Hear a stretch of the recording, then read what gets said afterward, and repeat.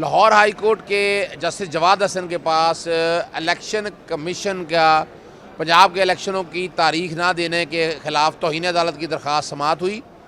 आज 3 हेयरिंग हुई हैं मुख्तलिफ, और अदालत को बताया कि इलेक्शन कमीशन जानबूझकर इलेक्शन की डेट नहीं दे रहा, और दस्तावेज़ा लगाई हैं कि उसने लफ्ज़ इस्तेमाल किए रिग्रेटेड, यानी उसने इनकार कर दिया है।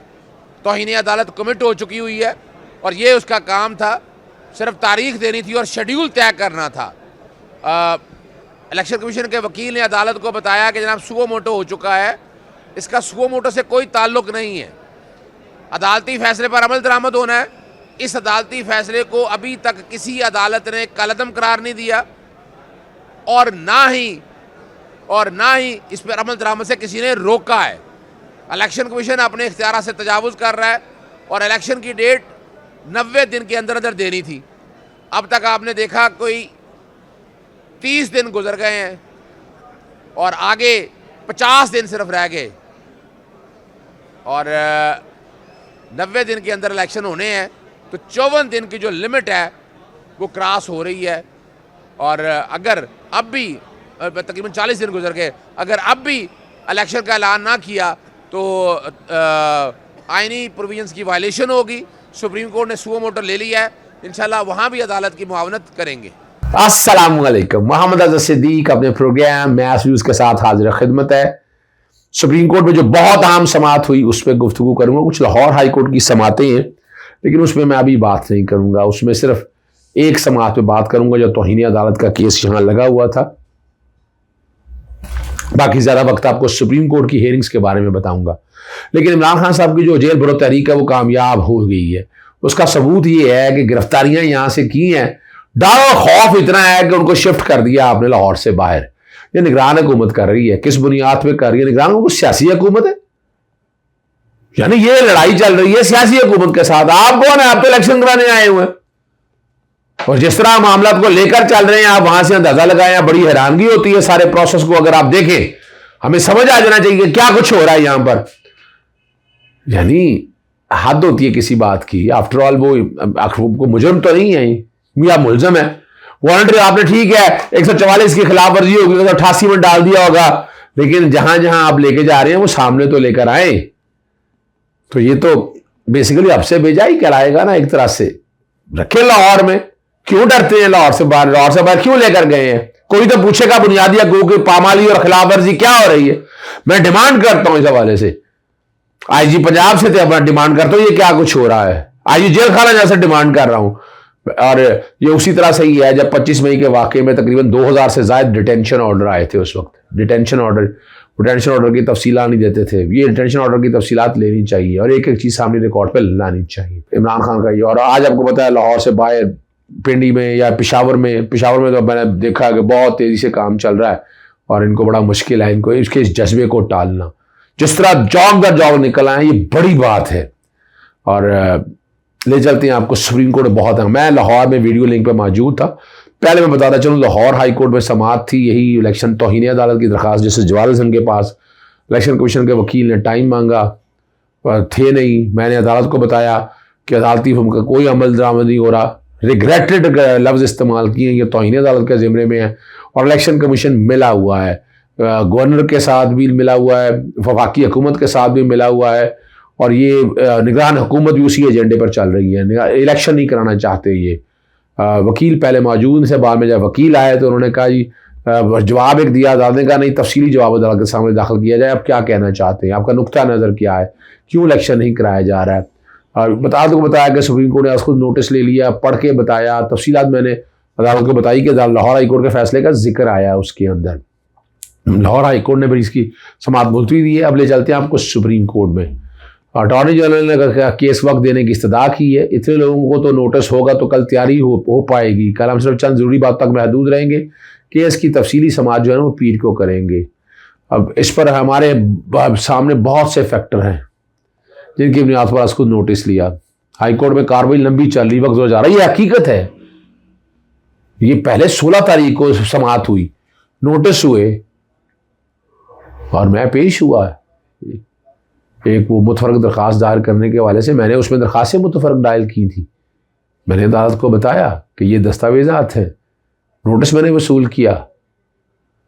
फिर 21 को तो टाइम लिया है अटॉर्नी जनरल ऑफिस ने और इलेक्शन कमीशन ने जानबूझ कर डिले कर। ये अदालत का कंसर्न था कि इतना वक्त क्यों लगा, हाई कोर्ट इतना वक्त क्यों, ये तो टाइम बाउंड एक्सरसाइज। जैसे वोट ऑफ नो कॉन्फिडेंस में दिनों में फैसला हुआ, यहां भी सुप्रीम कोर्ट जो है 9 रुकनी बेंच दिनों में फैसला करेगा।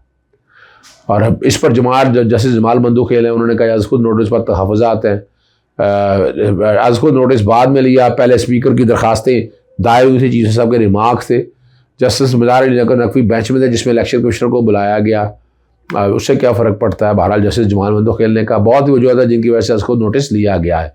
आइन इंतखाबात का वक्त बताता है जो ख़त्म हो रहा था, हाई कोर्ट का फॉरम बाईपास किया जा सकता है अगर एमरजेंसी और हकीकत है। मैं रिक्वेस्ट कर रहा हूँ, ये बनता है, सुप्रीम कोर्ट का आसान था कि 2 दरखास्तें मुकर्रर कर देती। सेक्शन 57 इंतखाबात की तारीख के हवाले से बात करते हैं, बहुत से नुकात आ गया जिनकी तशरीह जरूरी है। सुप्रीम कोर्ट आइन की खिलाफ वर्जी कभी बर्दाश्त नहीं, इंतहाई संगीन हालातों इंतखाब का वक्त मजीद। यहाँ आर्टिकल 254 का जिक्र हुआ जो मैं पहले ही बात करता हूँ। हमने क्या देखना उस पर अमल दरामद हो रहा है कि नहीं हो रहा। हमारे सामने 2 दरखास्तें थी और सिंपल था कि वो सुनते हैं। हम आइन पर अमल दरामद चाहते हैं, चीफ जस्टिस उम्र चूँकि ज़्यादा वक्त सुप्रीम कोर्ट आइन की खिलाफ वर्जी की सूरत बर्दाश्त नहीं करेगी। दरखास्तें हुए हैं वो अब आउटडेटेड हो गई हैं, उन पर वजाहत जरूरी है। अच्छा, ये बड़ी जबरदस्त है। कुछ सवाल दोनों असेंबली के स्पीकर ने अपनी दरखास्तों में शामिल किए हैं। सुप्रीम कोर्ट ने सिर्फ आईनी नुकता देखना है, उस पर अमल दरामद करना है, और वो आर्टिकल 224 के हवाले से है। टाइम बाउंड एक्सरसाइज है, अदालत का कंसर्न है आइन पर अमल दरामद होना चाहिए। इंतखाबात का जो इशू है वजाहत तलब है, हम इरादा रखते हैं। अब सबको सुनेंगे, आइंदा हफ्ते का शेड्यूल मनसूख कर दिया ताकि ये केस चला सके। अब इस पे दौरान जैसे मैंने पहले कहा कि जैसे जमाल खान ने कहा कि आप अपने आज को नोटिस पे तहफ़्फ़ुज़ात है। हमारे सामने 2 असेंबली के स्पीकरों की दरखास्तें हैं, या आज को नोटिस जस्टिस जाजुल और जस्टिस मज़ार अली अकबर नकवी नोट पर लिया गया। इस केस में चीफ इलेक्शन कमिश्नर बुलाया गया जो फ्रीक नहीं है और वक्त जल्दी से गुजर रहा है। हाई कोर्ट मामला ज़ेर तो मगर फैसला नहीं हो पाया। मैं अदालत के सामने पेश हुआ, मैंने अदालत को बताया कि जनाब इस पर बहुत सी बातें हैं, लाहौर हाई कोर्ट का रिकॉर्ड लाया जाए सामने। उन्होंने कहा ज़रूरत नहीं है। फिर मैंने आखिर में जब बात हुई तो मैंने कहा इसमें एक चीज़ जो है वो गलत लिखा दी है आप लोगों ने, तसीह की ज़रूरत है। 21 फरवरी को नहीं केस की समाअत, 16 फरवरी को पहली डेट थी। 16 फरवरी से 21 फरवरी को गया, नोटिस हो गए, लोग आ गए, सर्विस हो गई, सारे मौजूद थे। पर अपना वहाँ पर अटॉर्नी जनरल ने, दफ्तर ने और इलेक्शन कमीशन ने वक्त लिया, इसको लटकाने के लिए वक्त लिया। और मैंने अदालत के सामने एतराज़ किया इस बात के ऊपर, लेकिन ये मामला जो है वो अब 27 के लिए चला गया, 27 का। और चीफ जस्टिस अगर अपना खुद नोटिस में अगर इंतखाबात कराने का आता तो सबको फ़ायदा हो। अदालत फैसला देती है तो सब सियासी जमातें फैसला सकती है। टाइम बाउंड केस है, इसमें इंतखाबात कराने का इशू है। बड़ा ज़बरदस्त बात की है। कुछ ऑडियो सामने आई हैं, जैसे जमाल मंदोखेल के रिमार्क्स थे, ये उन्होंने बताए। और आप इसमें वो बाब ज़ुबैरी के बारे में जजेस के हवाले से बात कर रहे हैं। वो इन हालात में वो कहते हैं 184 का केस नहीं बनता। हमें इस बात पर केस में आइनी शेक पर बात कर रहे हैं। पहला सवाल है कि असेंबली की तहलील आइन के तहत हुई है या नहीं। दूसरा सवाल है अगर असेंबली को भी 184(3) में देखना चाहिए। ये जस्टिस अतरमल्ला का मेरे ख्याल में जजमेंटों को सुनना चाहिए। जैसे मुनीर अख्तर कहते हैं, यानी वो सवाल उठाया असेंबली तहलील इतने ऐसे से होगी, अब तो बात खत्म होगी, कोई आगे आया नहीं, कोई आगे बढ़ा नहीं, किसी ने आगे चैलेंज नहीं किया, कर सकते थे। ठीक है ना, ये सियासी जमातें और हुकूमत का मौक़िफ़ देना चाहिए, इसलिए बुलाया जा सकता है। ये सियासी जमातों के हवाले से बात हुई थी, हमें अहम इशू है, इसका मकसद ट्रांसपेरेंसी और अदालतों पर एतमाद है। मैंने जो यहाँ बात की थी, सियासी जमातों को भी सुना जाए, अटॉर्नी जनरल ने भी ये बात कही, सदर मुल्तखब ने इंतखाबात की तारीख जारी की है, आज हम नोटिस के अलावा कुछ नहीं करेंगे। जब स्पीकर ने दरख्वास्त दी उस वक्त सदर और इलेक्शन कमीशन में ख़त किताबत हुई थी। दरखास्तों में गवर्नर की जानिब से इलेक्शन ना करने को चैलेंज किया गया। सियासी जमातें और हुकूमत को कानूनी मौक़िफ़ देना चाहिए, इसलिए बुलाया जा सकता है।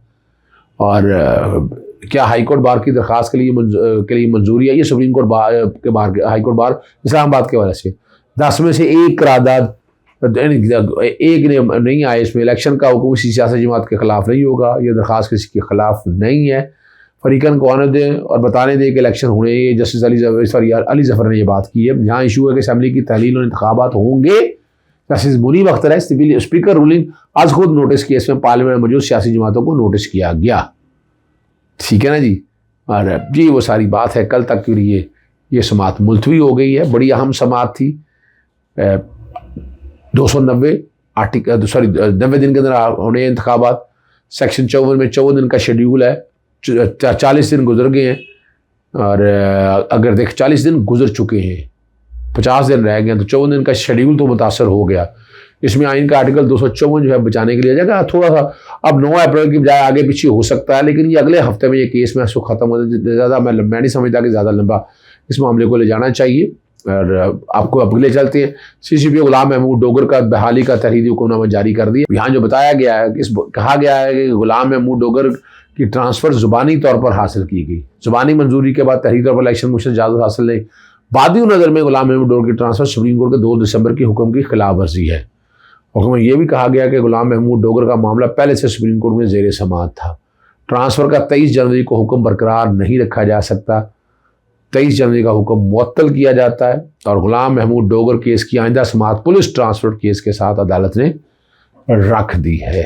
ये देखिए मकसद आप तक क्या, ये सारा जो बताना है ना, यहाँ से आप समझ सकते हैं। और सुप्रीम कोर्ट में एक और अहम केस था, पुलिस अफसरान की ट्रांसफ़र पोस्टिंग के खिलाफ केस की समाअत हुई और चीफ जस्टिस उमर अता बंजाल की इस्तफाई में 3 रुकनी बेंच ने समाअत की। पंजाब और असेंबली की जानिब से ट्रांसफ़र पोस्टिंग पर तफसीली रिपोर्ट जमा कराई गई है। 2018 से अभी तक कोई भी IG 1 साल की मुद्दत नहीं पूरी कर सका। आप यहाँ से कुछ IG साहबान तो 1 माह भी नहीं, चीफ जस्टिस साहब कहते हैं मौसर क़यादत के लिए IG की मुद्दत रखी गई है। 2017 में पंजाब गवर्नर ने पुलिस ऑर्डर में तब्दीली का फैसला किया, तहम आज तक IG की जानिब से ब्रीफिंग ही नहीं दी जा सकी। एडिशनल एडवोकेट जनरल है, 6 साल से ब्रीफिंग न होने की वजह से क्या सियासी रुकावटें हैं। पंजाब पुलिस में सियासी मुदाखलत है, जानबूझकर पुलिस को ट्रेनिंग और इख्तियारात के बगैर रखा गया।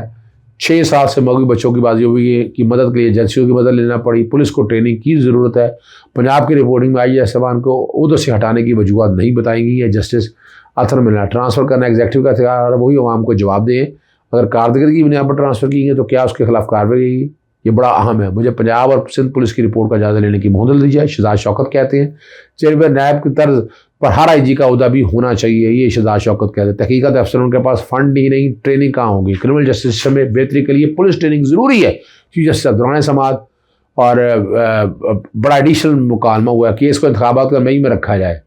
एडिशनल एडवोकेट में क्या आप इलेक्शन कराना चाहते हैं? आइन के तहत 90 दिनों में इंतखाबात होने, एडिशनल एडवोकेट जनरल बताते हैं। अदालत ने पुलिस ट्रांसफ़र से मुताल्लिक केस की समाअत मार्च की आखिरी हफ्ते तक मुलतवी कर दी।